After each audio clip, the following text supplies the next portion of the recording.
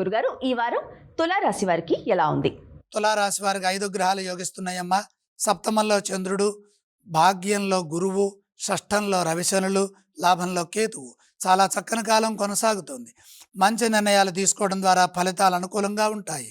ప్రధాన కార్యక్రమాల్లో స్వల్ప ప్రయత్నంతోనే గొప్ప విజయం లభిస్తుంది. ఏ పని మొదలుపెట్టినా మేలు జరుగుతుంది. చిత్తశుద్ధితో సరైన ప్రణాళికలు రచించి వాటిని సకాలంలో అమలు చేయడం ద్వారా భవిష్యత్తు బాగుంటుంది. సంతృప్తికరమైన ఫలితాలు సాధిస్తారు.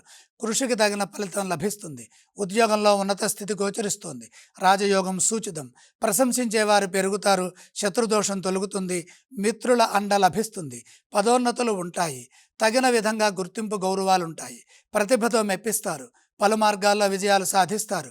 కృషిని బట్టి ఫలితాలుంటాయని గమనించాలి. ఇదే విధంగా వ్యాపారంలో తగిన కృషి చేయండి. ఎందుకంటే వ్యాపారంలో స్వల్పాటంకాలు గోచరిస్తున్నాయి కాబట్టి విశ్వాసంతో పనిచేయడం ద్వారా అనుకూల ఫలితాలుంటాయి.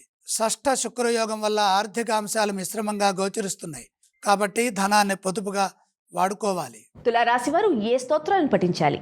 తులారాశి వారు లక్ష్మీ ధ్యానం చేయడం మంచిది. తులారాశి వారు ఏ ఆలయాన్ని సందర్శిస్తే వారికి బాగుంటుంది గురుగారు? తులారాశి వారు లక్ష్మీ దర్శనం చేస్తే మంచి జరుగుతుంది. వారు ఎటువంటి దానాలు చేయాలి? దానాలతో పని లేదు.